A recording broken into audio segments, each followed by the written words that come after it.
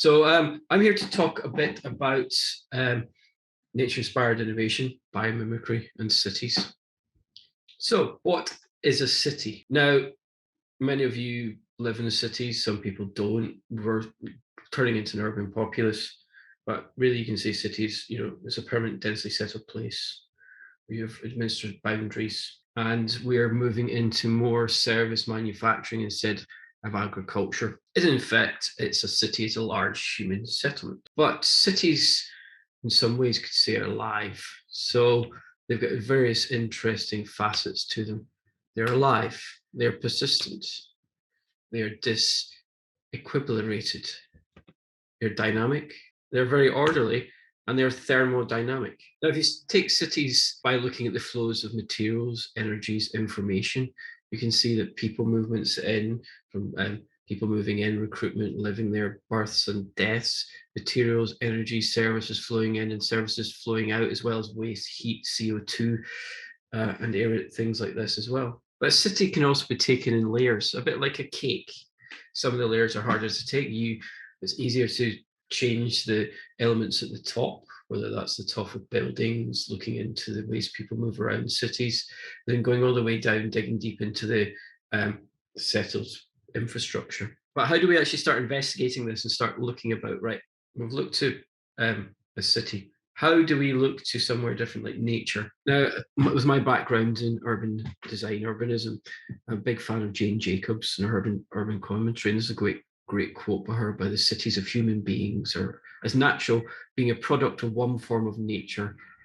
So now that we know that we're going to be looking to nature and actually taking examples from there, how do we do it? So what is biomimicry or nature-inspired design? To give you a couple of examples, that there's a company called Sharkbit Technologies that look to shark skin and look to the ratios between the ridges and the mountains on shark skin to actually make a material that actually inhibits the growth of bacteria and viruses, even COVID and related coronaviruses.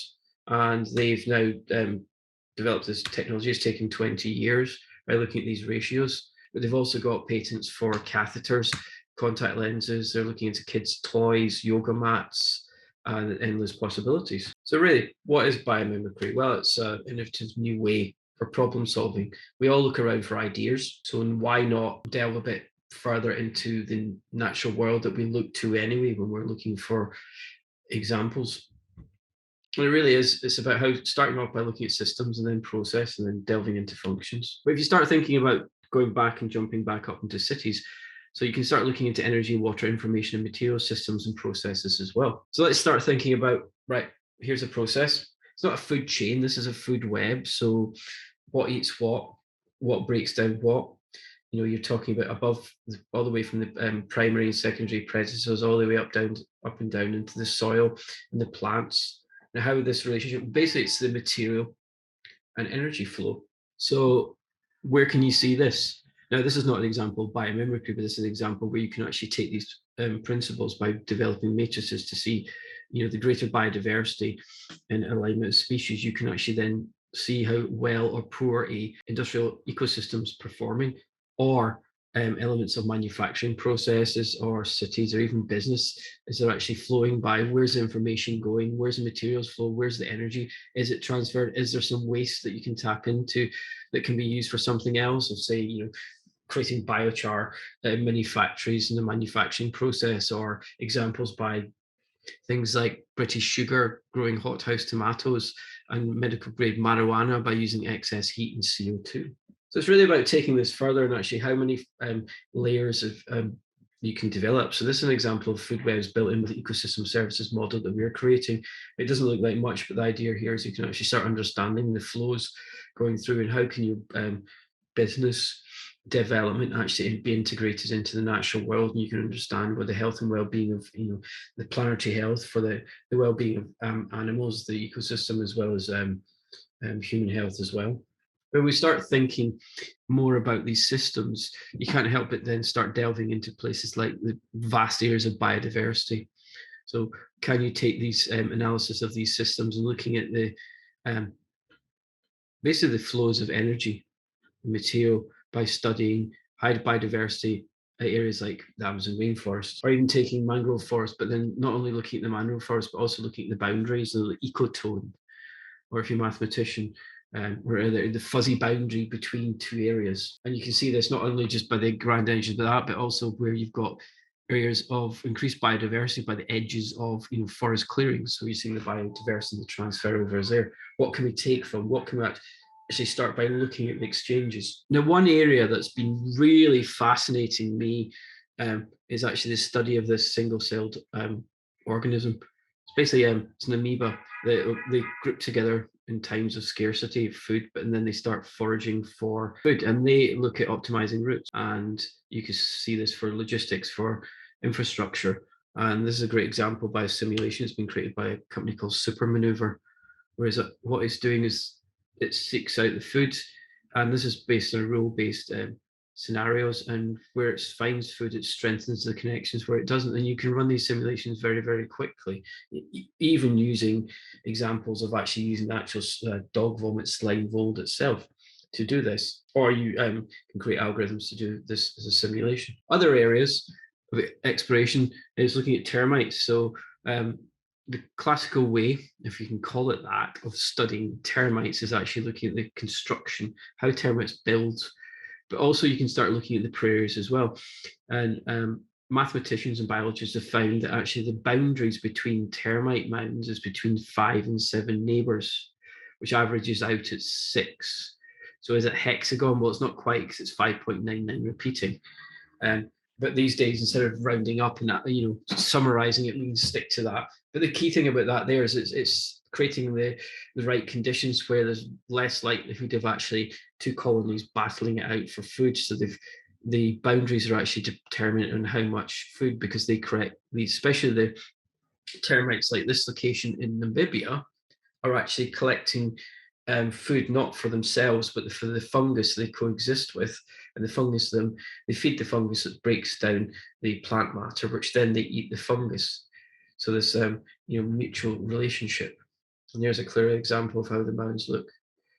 We're zooming in a bit further, and then a very much a white mound here, which looks like it's got very much calcium deposits. If anyone's old enough, it could also just be like a giant 1980s dog poo.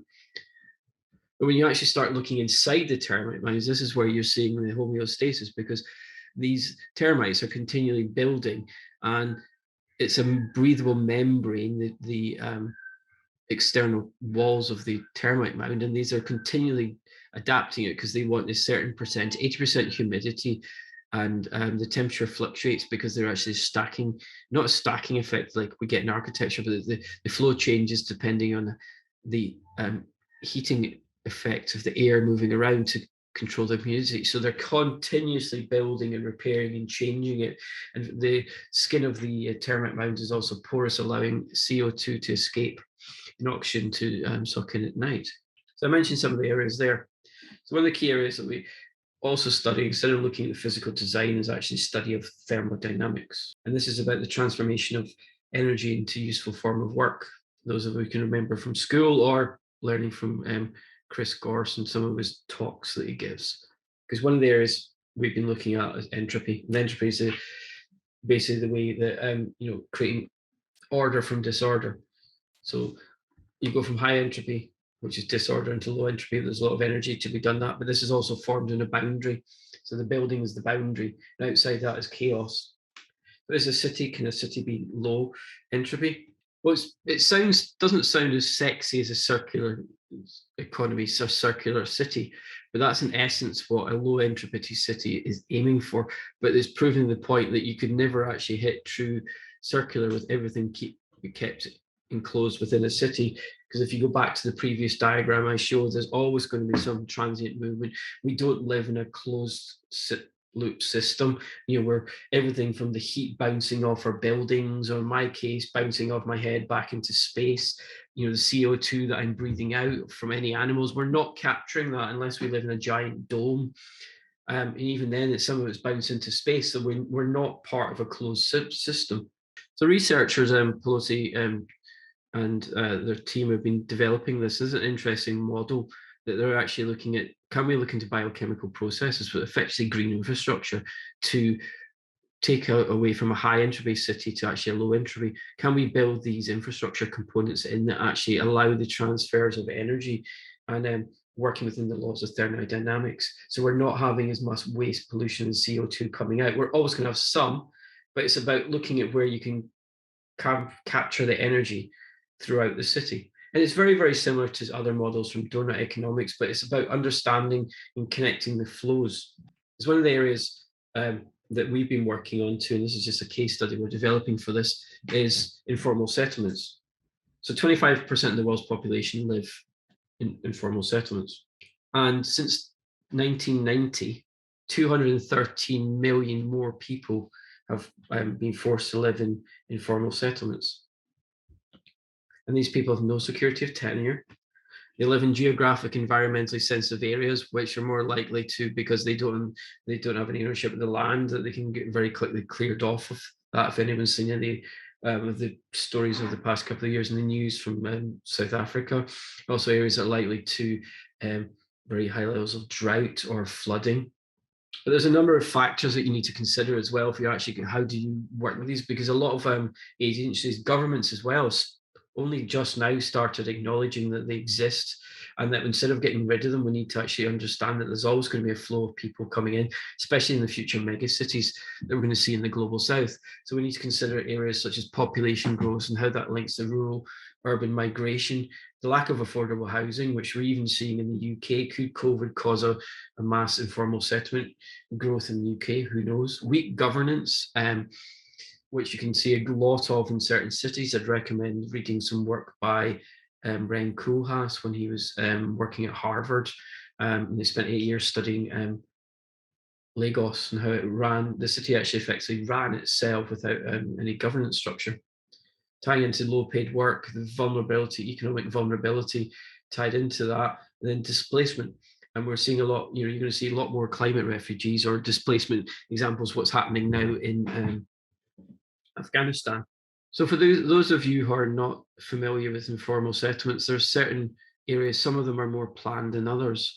An example, we're working on an area in Cape Town with the South African Space Agency and a company called Co-Location. Just in case you didn't know where Cape Town is, we're zooming in. It's just next to the Cape Town International Airport. In this area, it looks like a bit like a block of cheese. It's called Barcelona.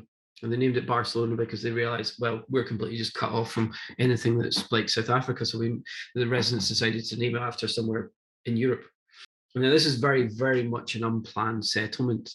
And it's got there's about 2,500 toilets dotted around that have been put in partially by the residents, the city and NGOs.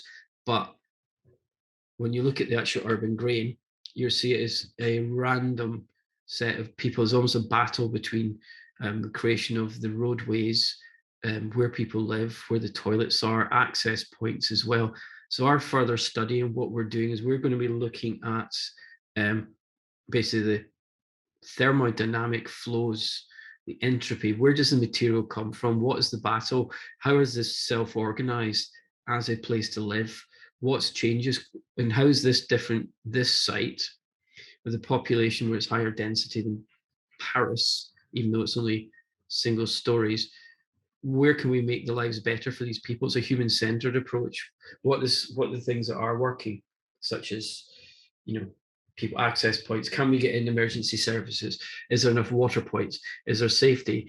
Is there lighting? Is there enough toilets? Is there access to any other provisions? What happens when certain waterways, do they flood? Is it in a floodplain? Can we actually build a model that actually predicts changes over time by going and doing effectively a regression analysis by looking back at various other of those factors, if you consider this moving forward? Now, yes, a lot of other people have been doing this, when you see work of Santa Fe Institute, University of Chicago and Harvard, but they're very much studying this as kind of an automated thing about root flows. And in some ways, they're ignoring the human aspect, because at the end of the day, these are created because of, initiatives or lack of initiatives by us. So how do we move things like this forward? Now, one area is we've been developing, and you can see, well, it's tied into Industry 4.0, is yes, you can use AI software connecting all this together, but using it in the right place. For places like Cape Town, you wouldn't go in there with technology because, well, it's just rude to do that. I've heard Harvard are going in there with VR headsets. I think that's completely wrong. But it's like about connecting. How do you understand and connecting the biological, the internet of things, so to speak, and the physical together? How can you build all this of using the information for safe and open data? Connect that. Could we have, trees as a service, waterways as a service, so you're tying into kind of blockchain and understanding that everybody's tying into this? Can we have very micro sensors, because most people there will have mobile phones? How do they actually, can they be part of the um, solution by helping with micro, they get paid for every time they upload a picture that actually helps with some research. Use micropayments for actually improving the lives of themselves there, instead of just their mobile phones and their social media actually being just tied into, making money for others or sending people into space in rockets that look very much like a phallic shape. So we're kind of at a crossing roads with biomimicry, where we really do understand that our computers and our models are actually allowing us to understand, from AI that's looking into, basically neuroscience and understanding of developing, going all the way down to the quantum level. We're understanding how things work. So just to summarize, what are the three takeaways from this?